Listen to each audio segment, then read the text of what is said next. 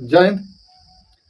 तो आज हम लोग शुरू करते हैं कि दिल्ली सल्तनत का इतिहास, जिसे शॉर्ट नाम में डी एस दिल्ली सल्तनत।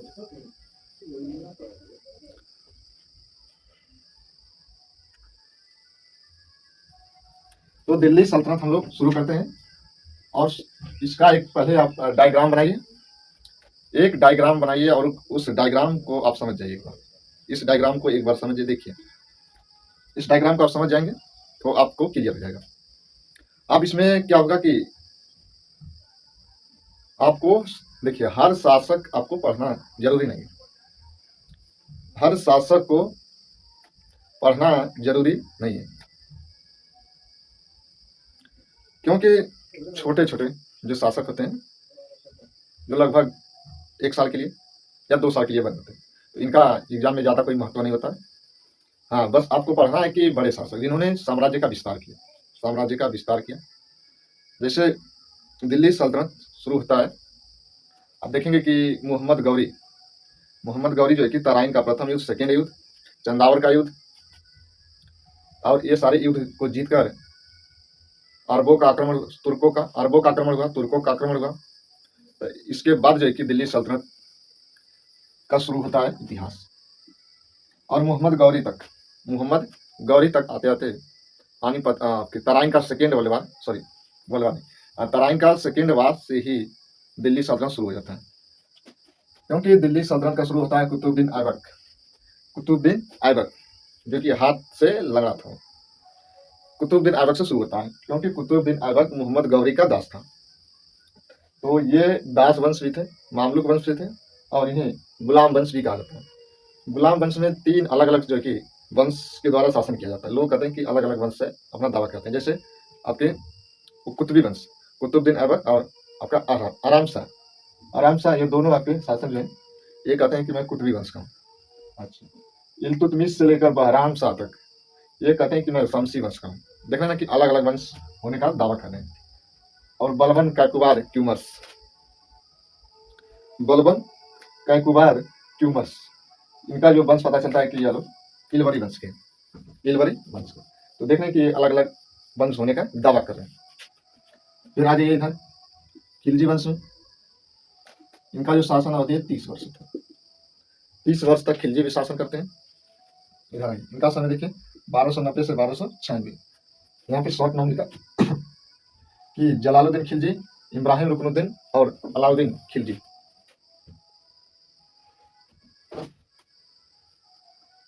शहाबुद्दीन उमर मुबारक शाह खिलजी, ये जो कि खिलजी वंश में शासन करने वाले शासक हैं।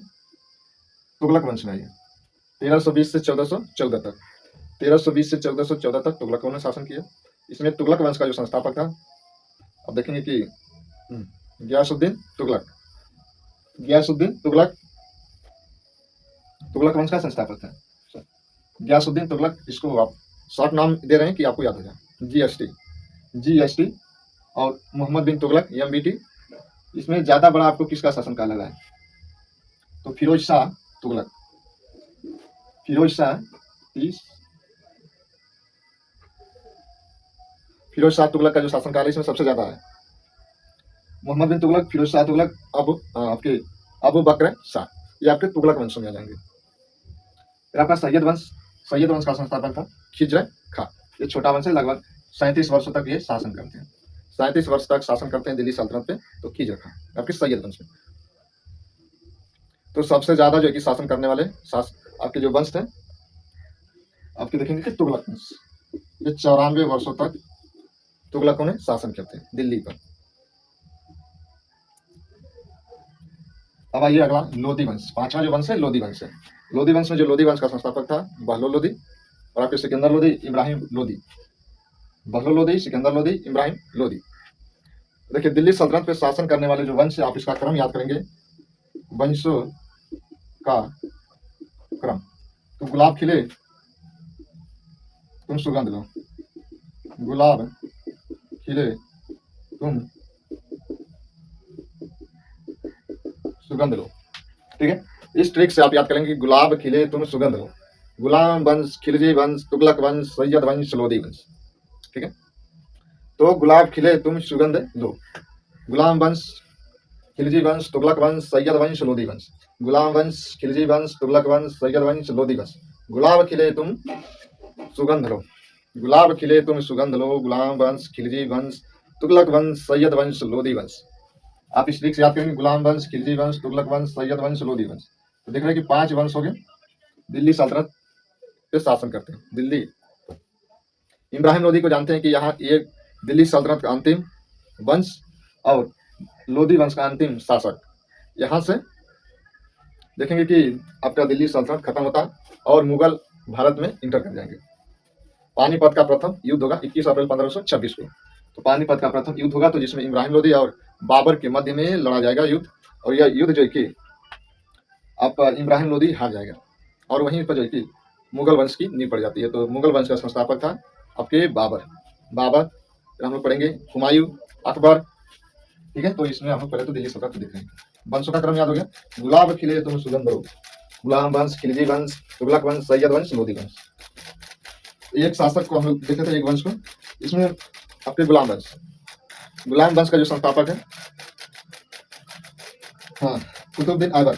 क्योंकि ये ऐबक किसका दास था? तो मोहम्मद गौरी का दास था। 1206 से 1210 तक कुतुबुद्दीन ऐबक। कुतुबुद्दीन ऐबक जो है कि इसकी मृत्यु होने का कारण जानते हैं क्या था? कि यह चौगान खेलता था, पोलो जिसे करें, घोड़े पर चढ़कर जो कि चौगान खेला जाता था और उसी घोड़े पर से गिरा और इसकी मृत्यु हो गई। तो ये प्रश्न में आया है कि वह दिल्ली सल्तनत का कौन सा शासक था जिसकी मृत्यु चौगान खेलते समय हो गई? तो आप कहेंगे कि आपके कुतुबुद्दीन ऐबक, ठीक है, चौगान खेलते समय 1210 में। कुतुबुद्दीन ऐबक की जो उपाधि थी, पील बख्श, लाल बख्श, लाख बख्श, कुरान ख्वाह और सुल्तान, ये उपाधियां थी। आप देखेंगे कि कुतुबुद्दीन ऐबक थे। पील बख्श या हाथियों को दान करता था, लाख बख्श लाखों में दान करने वाला। जो सुल्तान की उपाधि यह देता है, गयासुद्दीन महमूद ने दिया था। कुरान ख्वाह, क्योंकि इसे कुरान पढ़ना आता था, ये भी उपाधि, कुरान ख्वाह की उपाधि कुतुबुद्दीन ऐबक की। कुतुबुद्दीन ऐबक ने जो निर्माण करवाया था, स्थापत्य कला की दृष्टि से देखा जाए तो इसने कुब्बत उल इस्लाम मस्जिद, जो आपका पिथौरागढ़ में 28 दिन का झोपड़ा, ये मस्जिद है। यह बनता है अजमेर में, राजस्थान के अजमेर जिला में 28 दिन का झोपड़ा। ठीक है, बस इतना आप जो है कि कुतुबुद्दीन ऐबक आपके गुलाम वंश में एक शासक खत्म होता है। अगला शासक हम लोग देखेंगे कि आपके आराम शाह। ठीक है,